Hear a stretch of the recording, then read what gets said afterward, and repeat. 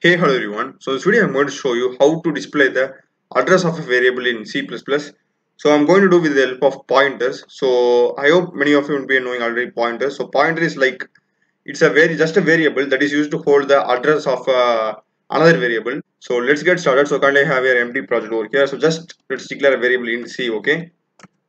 So we can just print the address by without you even using pointers. Like see if you just put C out and ampersand, that is this and, you will call this double like this. If you put double and, it's what you call and in C++. If you put single, it is called ampersand. So ampersand C, which directly corresponds to the address. So you will have used this in call by reference, call by value functions. The difference, this is like call by referencing, directly referencing to the address. Okay. So if you just execute this, you will be getting the address. Okay. So this is the hexadecimal value. It's the range is between 0 to 15. The that is F is the Lord's number, A is 10, B is 11, C is 12. Okay, so it's from 0 to 15, and after that it again comes back to 0. So this is the hexadecimal number. And now how to use pointers? So it's just simple to use pointers. Just type int, just put asterisk. Okay, asterisk and P. That's it.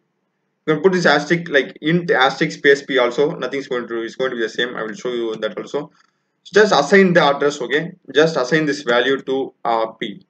You just put C and just you put C out, and if you put P, we will be getting the same output over here also. Same answer that we got. Okay, same answer. And if you even, as I told you, like putting the asterisk over near int also,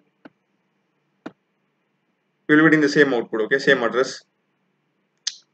So that's good. And suppose what we, if we wanted to access the value, that is the value of C. Okay, let's assign some value. Let C equal to some, say 10. Okay, so what if we want to access this 10 by using these pointers?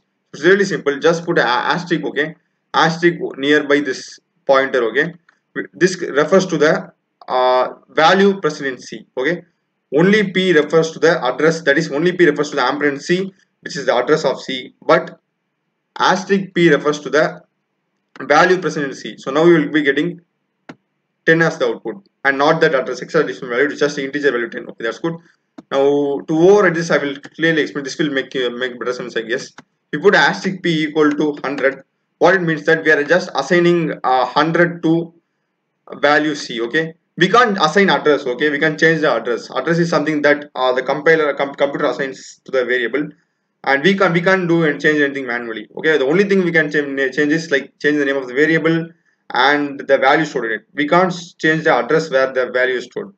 So for like now, if you put asterisk P equal to 100, what happens is that 10 gets overridden by this 100. So if you just now execute it, I will be getting the value as 100. Okay, I didn't put semicolon. Now if I just execute it, I will be getting 100 as the output. As you can see, I'm getting 100. So this is like simple stuff. Okay, and let's now consider another int D. Okay, let's just see out ampersand C and ampersand D. Okay, just printing the address of two integers.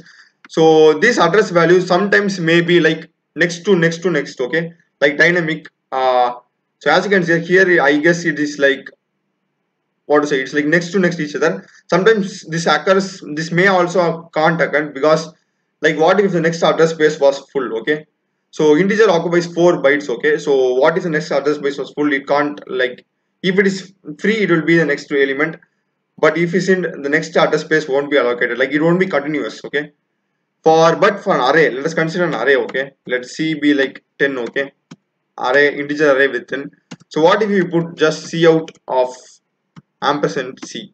Okay, just C out ampersand C. Okay, will it return the address of the 10 10 address spaces each of 4 bytes, or only one address? Let's see. Okay, so this is the address space that we're getting, 0x71FE8. So this is like the same address space. So I will show you another also. C out C out uh, ampersand of C of 0. Okay, C of 0. I'll put endl for all. Okay, let's copy it. We'll just paste it and paste it. So all three mean the same, okay? So as you can see here, all three we are getting the same things. That's what I wanted to show you here. So basically, like whenever you pass an array to a function, it passes to the reference, and the first address is getting passed. Okay, so C is address of, if you just print C, will be in the address C ampersand C of 0 and ampersand C just corresponds to the address of the first element inside the array. So what if we wanted like all the address of all the elements inside the array? So very simple, just put a for loop. Okay, for int I equal to 0, I less than 5. Let me put 5 is enough. Okay, let's just restrict to 5, I plus plus. So we're just going to put C out. Okay, C out ampersand C of 5. That's it. We will be getting the address of the first 5 elements present in the array. So this will be like continuous value, as I told you. As you can see here, the gap is 4.